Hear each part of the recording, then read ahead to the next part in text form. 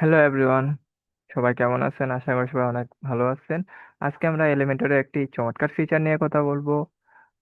সেই ফিচারটি হলো এলিমেন্টরে template slider কিভাবে ইউজ করে, অথবা টেমপ্লেটকে একটি টেমপ্লেটকে কিভাবে স্লাইডার হিসেবে ইউজ করে। আমরা বিভিন্ন ওয়েবসাইটে দেখি যে বিভিন্ন ধরনের স্লাইডার অ্যাড করা আছে। আমরা বুঝতে পারি না যে সেগুলো কিভাবে অ্যাড করছে অথবা কিভাবে তৈরি করছে। তো আমরা সেই ফিচারটাই আজকে দেখব। তো চলেন ভিডিওটি শুরু করা যাক। দেখেন, একটি হোম পেজে স্লাইডার অ্যাড করা আছে। আচ্ছা, একটা স্লাইডার অ্যাড করা আছে। তো এই স্লাইডারটা কিভাবে ইউজ করা হয়েছে বা কিভাবে তৈরি করা হয়েছে সেটি আমরা দেখব। চলেন তাহলে আমরা ওয়ার্ডপ্রেসের ড্যাশবোর্ডে চলে যাই। আচ্ছা, তো আমি ওয়ার্ডপ্রেসের ড্যাশবোর্ডে চলে আসলাম। তো ড্যাশবোর্ডে চলে আসার পর এর জন্য একটি আমাদের প্লাগইন প্লাগইন ইউজ করা লাগবে, অথবা প্লাগইন লাগবে। তো সেই প্লাগইনটি হলো এই যে প্রিমিয়াম অ্যাড অন নামে একটি প্লাগইন। এই প্লাগইন দিয়ে আমরা এটা তৈরি করব। এই যে প্রিমিয়াম অ্যাড অন এই প্লাগইনটা দিয়েই আমরা তৈরি করব। এটা ফ্রি প্লাগইন। এটা প্লাগইনে গেলেই পেয়ে যাবেন আপনারা। এই এই যে premium add on for Elementor. যদি আমি অ্যাড প্লাগইনেও গিয়ে সার্চ করি এটা, এই যে আমি সার্চ করলাম premium add on for Elementor, এই যে চলে আসছে। এটা আমার অলরেডি অ্যাক্টিভ করা আছে। তো এই প্লাগইনের মাধ্যমেই আমরা এই স্লাইডারটি অ্যাড করব।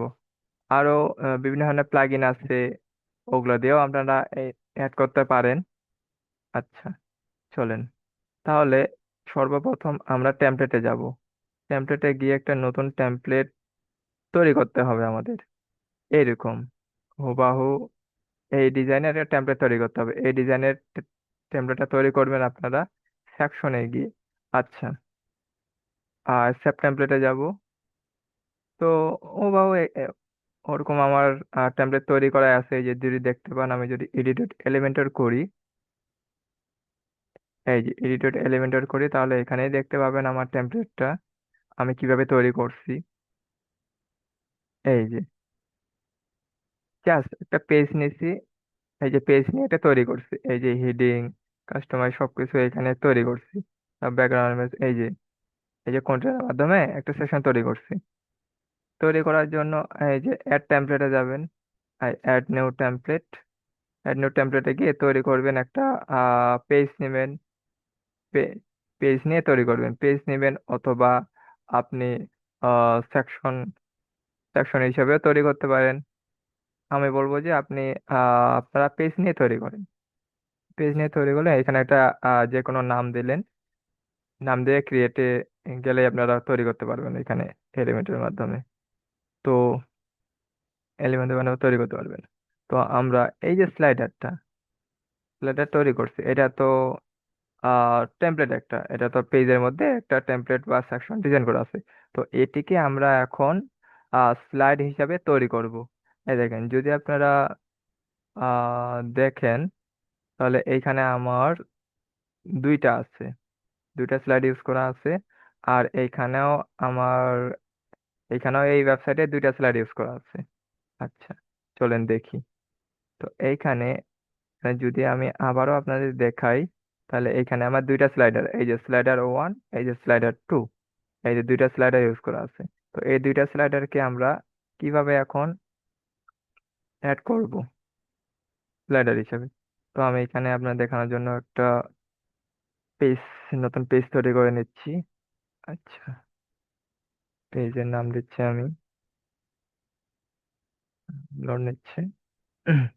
আচ্ছা, পেজের নাম দিচ্ছি আমি ডেমো। ডেমো দিয়ে পাবলিশ দিলাম। আচ্ছা, পাবলিশ দিয়ে এডিটেড এলিমেন্টর।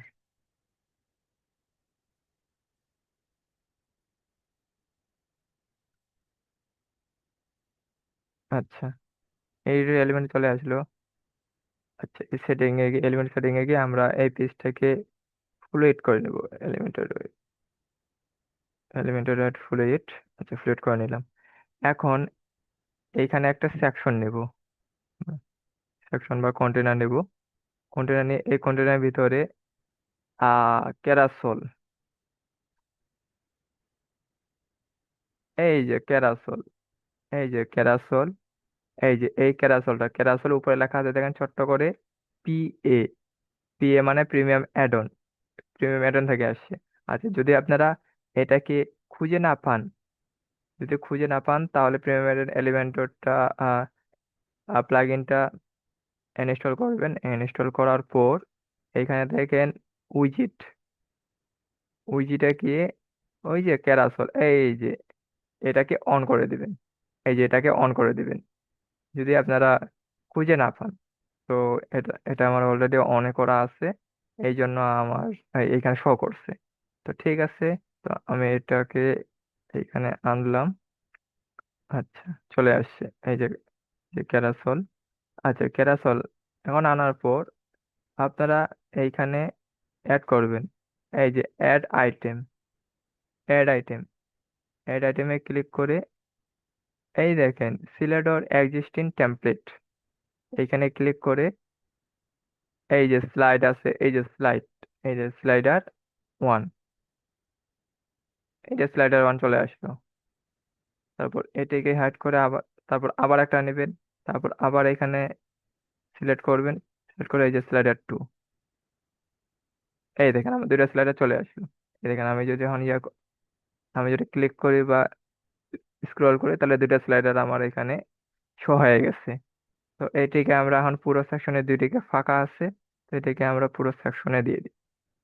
তো এখন এটাকে উইডটা দিয়ে দিব আমি 100%।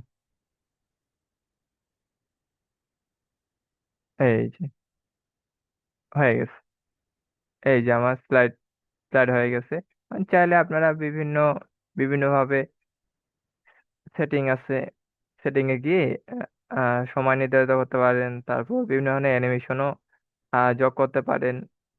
সেটা আপনার ইচ্ছা মতো। এই যে রেসপন্সিভ আছে, রেসপন্সিভ আছে, রেসপন্সিভ এগুলোকে কাস্টমাইজ করে নিতে পারেন, যে কোন ট্যাবে কি দেখাবেন কাস্টমাইজ করে নিতে পারেন। তো এইভাবেই আমরা একটি টেমপ্লেটকে অথবা একটি সেকশনকে তৈরি করে স্লাইডার হিসেবে ইউজ করতে পারি। আজকের ভিডিওটি এখান থেকেই। আরো এরকম নিত্য নতুন ভিডিও পেতে আমার সাথে থাকুন। ধন্যবাদ।